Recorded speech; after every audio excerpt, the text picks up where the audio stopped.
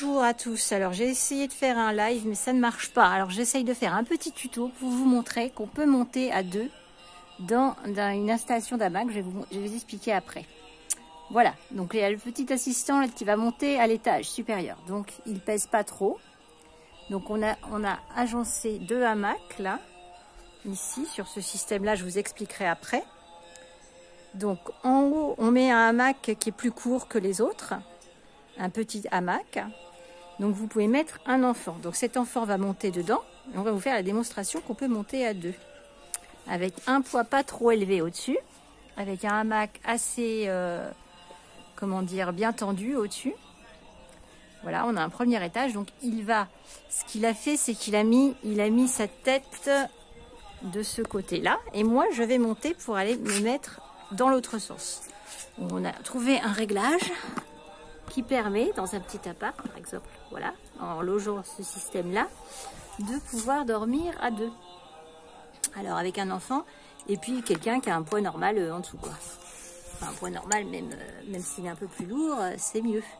Alors par contre là je vois pas bien.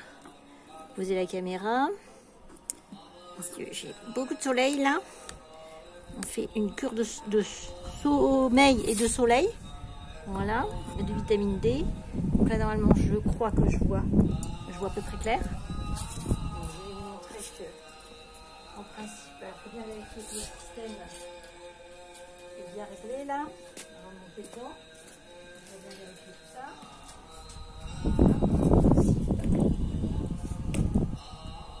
Là. Je monte. Alors.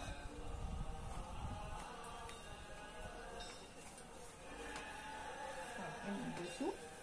Et effectivement, avec mon poids, ça descend. Voilà. Et là, je me mets bien en diagonale. Poids sur mon temps. Et voilà. Et là, on est pas bien. On est pas bien là. Voilà.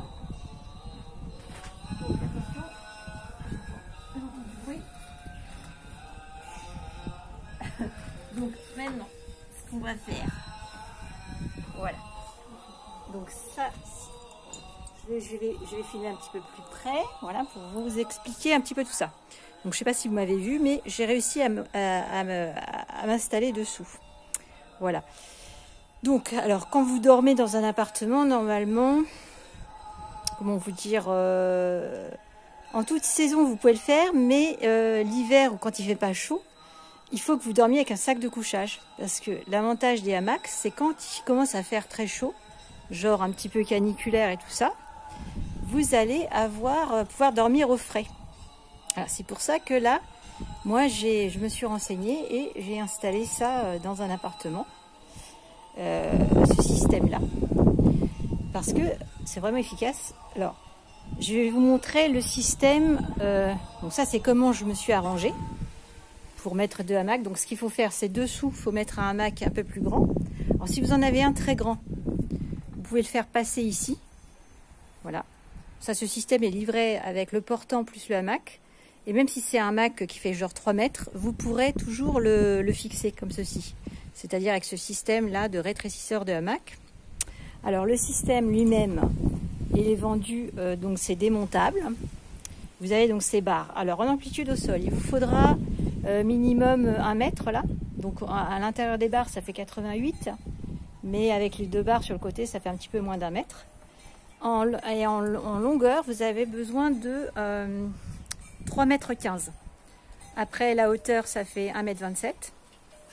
Donc, c'est vraiment assez solide, assez robuste. C'est livré aussi avec des crochets comme ça, qui vous permettent normalement d'attacher le hamac qui est long avec ce système et les crochets ici. Et nous, là, on a fait différemment. Parce que, oui, on a trouvé un système. Voilà, je vous montre. Si vous n'avez pas les crochets, c'est livré avec une chaîne comme ceci. Et là, on a fait une astuce avec une grosse vis qui passe dans un maillon de la chaîne avec 2 boulons. Ça permet de bloquer en position. Voilà. Bloquer en posture. Donc là, le système, ça nous a coûté à peu près 70 €, je crois, avec le hamac livré. Ce qui veut dire que c'est quand même assez rentable pour avoir un lit. Pour 70 €, vous avez un lit qui se démonte Et bon, l'amplitude, c'est un peu plus long qu'un lit, mais par contre, c'est moins large. Enfin, moins large. Oui, donc c'est à peu près pareil pour un lit une place. Mais l'avantage, c'est ici, ce système-là. Si vous avez par ailleurs un autre hamac, hein, plus court, hein, vous allez pouvoir dormir à deux avec un poids plus léger au-dessus et un poids plus lourd en dessous. Après, vous pouvez régler, si vous avez un tout petit décalage par rapport au sol, ça suffit. Là, on l'a réglé un petit peu haut. Là, on a fait un système aussi. Oui, donc en fait, c'est parce que je me suis rendu compte qu'ici, si vous voulez, il y avait des trous là. C'est pas livré pour faire ça.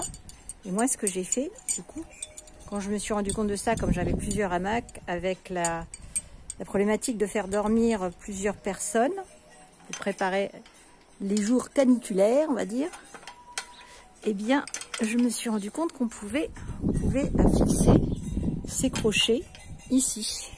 Bon, je ne sais pas si c'est clair, mon histoire. Là. Voilà. Et là, on peut très bien accrocher le hamac. Voilà, grâce à ce système-là. Donc, on accroche un deuxième hamac au-dessus. Alors, quand vous êtes chez vous, par exemple, vous voulez récupérer la place, c'est très simple. C'est-à-dire qu'il suffira d'enlever le premier hamac, ou même à la limite, vous mettez quelque chose, là, vous avez juste à pousser. Donc là, on les a empilés l'un sur l'autre aussi pour les ranger. Et si vous enlevez le hamac, là, vous avez une surface où vous pouvez passer. Hein, c'est pas très gênant de garder ça à demeure dans votre pièce, dans votre salon. Parce que vous avez, là, vous pouvez mettre une table à ce moment-là. C'est gérable, vous pouvez passer. Bon, il faut prévoir donc 3 mètres 15 en longueur, 1 mètre en largeur, bon, 1,27 en hauteur, ça devrait aller. Possibilité de faire un double couchage, donc dans ces conditions-là qu'on était en train d'expliquer tout à l'heure. Je vous ai tout dit. Alors oui, après, il y a d'autres hamacs que j'ai achetés et vendus avec des sangles comme ça. Ça, c'est les petits hamacs de camping. Donc, j'ai fait un système. Faites-vous plaisir. Ça va résister à 200 kg maximum. Quand on se place dedans, ce qui est important, c'est de se placer au centre. Alors, donc là, quand on se place au centre, est-ce que tu peux te mettre en diagonale? Que je montre. Alors, on s'installe, on s'assied au centre d'abord. Très important pour équilibrer, sinon vous allez avoir, ça va pivoter. Et on se met en diagonale, comme ceci. Donc vous avez les pieds d'un côté, hein, si vous êtes plus grand, parce que là, voilà. Vous pouvez aussi, je vais peut-être demander à mon assistant de filmer aussi, moi je vais me mettre dedans aussi, pour vous montrer la chose. En diagonale, et en principe, vous dormez comme un bébé là-dedans. Donc on va vous montrer. Attendez, hop, au moment où on fait pause ici. C'est bon? Alors, donc on reprend. Alors, donc pour se mettre dans un hamac, vous vous mettez au milieu. Et avec ce système-là, vous voyez, ça bouge. Le système, il bouge. Donc, il faut bien se mettre au milieu. Hop, on grimpe. Éventuellement, si c'est l'hiver et tout ça, on enfile son sac de couchage. Et après, vous allez voir que vous n'avez pas besoin de bouger beaucoup. La première nuit, peut-être que je parle plus fort. La première nuit, vous n'allez pas forcément dormir parce que vous n'avez pas l'habitude. Alors, je montre d'abord et après, tu te rapprocheras pour le son. Okay. Dépose. Mais attends. Donc là, rapproche-toi parce qu'on n'entend pas parler. Il y a du vent. Alors, ce que je vous disais. Donc, on peut évidemment dormir en camping aussi, dans un hamac. Même dans un pays chaud. Lorsque vous dormez la nuit dehors, il vous faudra un sac de couchage. Voilà, comme en camping. Et si vous dormez chez vous en hiver, qui fait chaud, enfin qui fait pas très chaud, je veux dire, vous aurez besoin de monter dans votre sac de couchage. Ça va vous isoler. En revanche, quand il va y avoir la canicule, vous aurez beaucoup frais. Alors, la première nuit, vous n'allez pas forcément dormir, il faut vous habituer. Parce que dans le bouger. Maintenant, on se place comme ceci et après on se met en diagonale. Alors, du coup, hop, on met les pieds. Et là, on allonge. En étant... Attention, le bruit là. Qu'est-ce que tu chutes quoi? Ne choque pas, ça fait des bruits. Donc voilà, en diagonale. Et là, normalement, vous n'avez pas besoin de bouger. Parce qu'il n'y a pas de pression sur votre corps. Je vais vous dire ça plus près. Tiens, donne-le-moi. Surtout, n'hésitez pas à mettre des likes. Ouais, alors fais pause. Pause. Voilà, alors là, on est dedans. Donc en diagonale, ce que je disais, parce que je sais pas si on m'entendait tout à l'heure. Alors, par contre, difficile de filmer ça. Attendez. En fait, une fois que vous êtes dans le hamac, évidemment, vous n'allez pas trop bouger. Bon, il y a du vent, je suis désolée. Alors, voilà, on est en diagonale. On n'a pas besoin de bouger beaucoup. Et il n'y a pas de point de pression. Donc vous allez très très bien dormir, vous n'aurez pas besoin de bouger. Parce qu'on est obligé de bouger lorsque l'on dort dans un lit, parce que le corps est un peu écrasé. Donc vous faites la pendule. Mais dans un hamac, pas besoin de bouger. Pas besoin de faire la pendule. Si bien que si on a... Alors d'abord là, je suis dans le hamac, mais en fait, mon corps, si je ferme les yeux, j'ai l'impression d'être allongée sur un lit.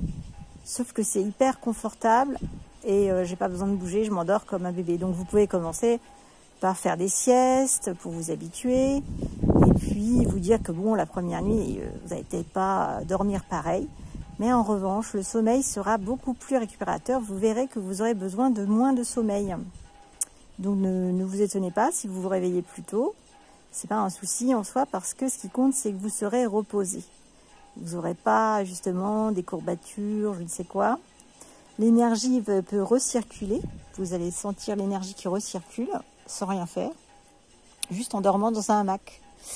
Et évidemment, il y a le petit bercement là, quand on s'endort au départ, qui est fort agréable, on va dire.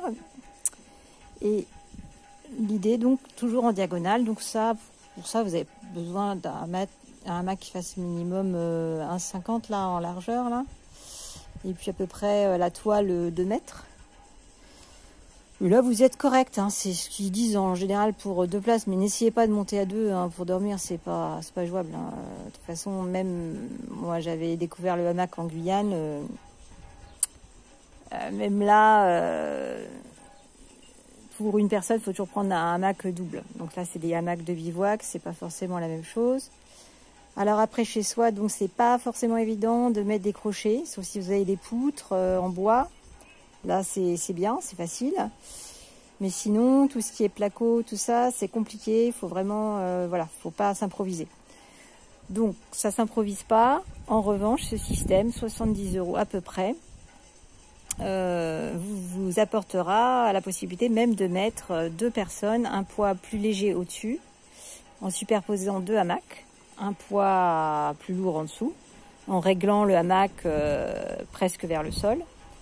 Évidemment, pour régler, il faut vous mettre dedans parce que ça va baisser, ça va, comment dire, avec le poids, ça va être extensible. Et après, ma foi, c'est tellement agréable, voilà, que là, on a envie de s'endormir tout court là-dessus. Donc, je vous recommande vraiment ça pour la santé en général, pour le fait que ça soit peu cher, pas si encombrant que ça. Donc, possible... Même là, moi, depuis que je l'ai installé chez moi, ça y est, je dors plus dans un lit, je dors dans le hamac. Et les enfants, ben voilà, s'il y en a un qui est pas trop lourd, il peut aller au-dessus, comme j'ai montré là, derrière, sur l'autre hamac. Voilà. Bon, écoutez, on va finir là-dessus. C'était un petit tuto, le tuto spécial hamac. Et puis prenez soin de vous, essayez d'aller dans des endroits non pollués. Les prochaines vidéos, peut-être je vous montrerai, j'ai mon nouveau projet, c'est de dépolluer l'appartement avec l'air qui devient un peu toxique, un peu trop toxique en ville. Donc là, j'ai décidé de réfléchir à installer des plantes qui vont permettre de mieux, mieux respirer. Parce que là, je trouve qu'il y a un souci en région parisienne, notamment, même avec les vagues de pluie qu'on a eues, mais la pollution reste et demeure. Donc, je ne comprends pas ce qui se passe. Et voilà. Donc, j'essaierai de vous faire suivre tout ça. Donc là, on se repose. Pour l'instant, on reprend de l'iode, on reprend de la vitamine D. On recharge les batteries. Et on essaye également de trouver des solutions à partager. Voilà, et à bientôt.